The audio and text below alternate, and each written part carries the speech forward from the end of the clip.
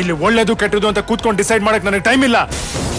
ಮಸ್ತಾನೆ ಯಾರು ಗೊತ್ತೇನೋ, ಬೆಂಗಳೂರಿಗೆ ದೊಡ್ಡ ದಾದ, ಅಂಡರ್ ವರ್ಲ್ಡ್ ಡಾನು.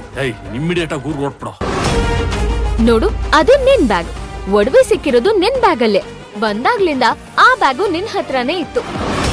ಆ ಬ್ಯಾಗ್ಗೆ ಈ ಒಡವೆ ಹೇಗ್ ಬಂತು?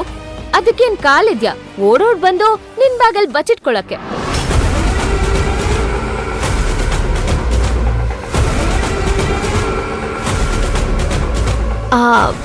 ಇಲ್ಲ ಇಲ್ಲ, ನಿನಗೆ ಗೊತ್ತಿಲ್ದೆ ನಿನ್ ಕೈಯೇ ಆ ಒಡವೆನ ಬ್ಯಾಗ್ ಒಳಗಿಟ್ಟಿರ್ಬೇಕು ಅಲ್ವಾ?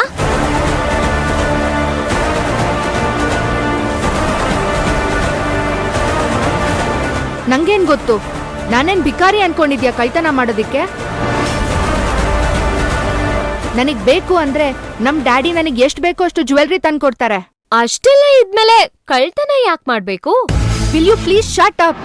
ನಾನ್ ಕದ್ದಿಲ್ಲ ಕದ್ದಿಲ್ಲ ಕದ್ದಿಲ್ಲ ಅಂತ ಕರ್ಮ ನನ್ಗೇನಿಲ್ಲ. ಕದ್ದಿಲ್ಲ ಅಂದ್ಮೇಲೆ ಆ ಒಡವೆ ನಿನ್ ಬ್ಯಾಗಲ್ಲಿ ಹೇಗ್ ಬಂತು? ನನಗ್ ಗೊತ್ತಿಲ್ಲ. ಸರ್, ವಾದ ಯಾಕೆ? ಮೊದ್ಲು ಸಿಸಿಟಿವಿ ಫುಟೇಜ್ ಚೆಕ್ ಮಾಡಿ ಸತ್ಯ ಏನು ಅಂತ ಹೊರಗಡೆ ಬರುತ್ತೆ. ಸರಿ ಮೇಡಮ್, ಚೆಕ್ ಮಾಡ್ತೀನಿ. ಬೇಕಾಗಿಲ್ಲ, ಚೆಕ್ ಮಾಡೋದೆಲ್ಲ ಬೇಕಾಗಿಲ್ಲ. ಅದಕ್ಕೆ ಎಷ್ಟು ರೇಟ್ ಇದೆ ಹೇಳಿ, ನಾನೇ ತಗೊಳ್ತೀನಿ. ಸರಿ ಮೇಡಮ್. ರೇಟ್ ನೋಡಿ ಹೇಳಿ.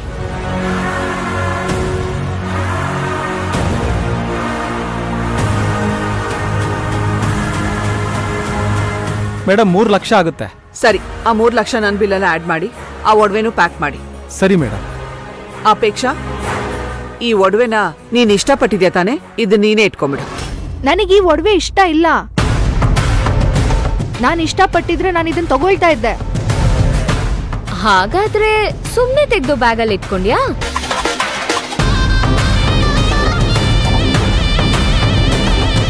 ಭೈರವಿ, ಕಿಂಡಲ್ ಮಾಡ್ಬೇಡ. ಭೈರವಿ, ನೀನ್ ಸುಮ್ನೆ ಇರು. ಅಪೇಕ್ಷಾ, ನಿನಗೆ ಈ ಒಡವೆ ಇಷ್ಟ ಇಲ್ಲ ಅಂದ್ರೂ ಪರವಾಗಿಲ್ಲ, ನಾನ್ ಬಿಲ್ ಮಾಡಿಸ್ತಾ ಇದ್ದೀನಿ, ಇದು ನೀನೇ ಇಟ್ಕೊ.